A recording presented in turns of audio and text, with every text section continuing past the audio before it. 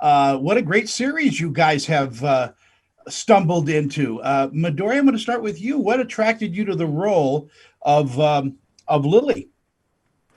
Yeah, so at the time I had just done a theater show at Williamstown and then a Facebook Watch series, and I was like doing one of those, like, I'm taking 2 weeks, no auditions, like truly just unwinding. And my agent was like, "Hey Midori, I know you said no auditions, but check this out."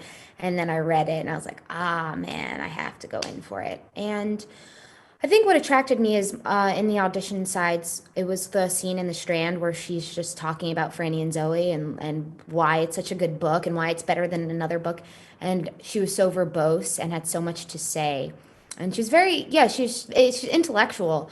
And a lot of the roles that I go out for young women are more like, about being emotional or being whatever. And so that is one thing. And then second, I knew that a big part of her character arc was that she loved Christmas. And I thought, well, I love Christmas. And there are probably a lot of people who audition for this who have to fake that, but I do not. So I should probably give it a try. Austin, how about you? What brought you to the role of Dash? Brought me in terms of like interest. Yeah. Okay. Yeah, well, thank you for saying those nice things about the show, by the way. I appreciate that.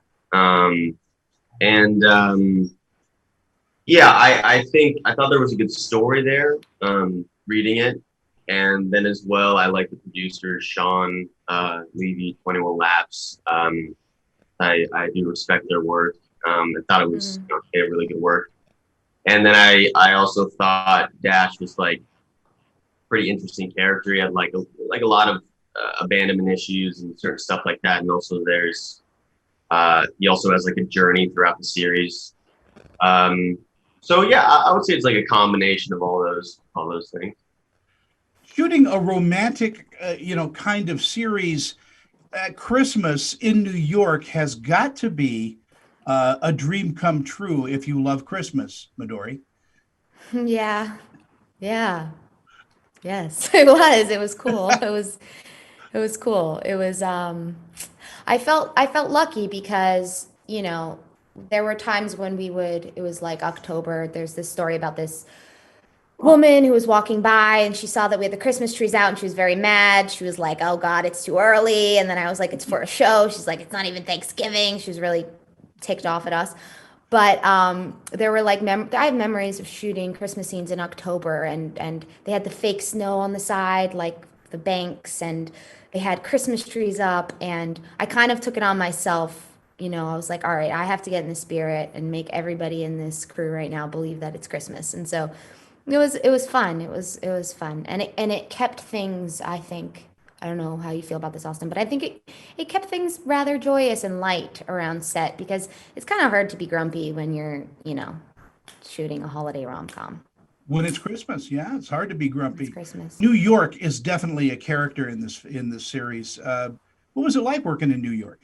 I live in New York, and so there was one night where we were at the Strand, and my friend and his boyfriend were walking down the street after going to a bar, and I was just in my trailer. We're like, "Hey," so it's got that great quality of just like anything can happen at any given corner. Is there a difference inherently in theater over film? Yes, there is.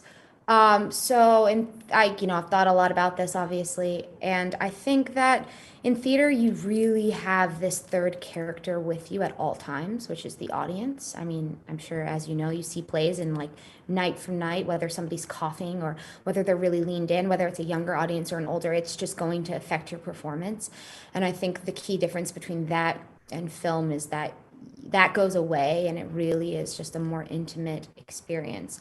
However, I'll say a lot of theater actors, I think, when you're starting out, you make the mistake of thinking like you have to take away all of the like fun or, quirkiness or like expansiveness of theater. And you definitely don't. All of that can still hold up on the screen. Yeah. Midori, Austin, thank you so much for your time and Merry Christmas. Thanks, Thank Tony. you.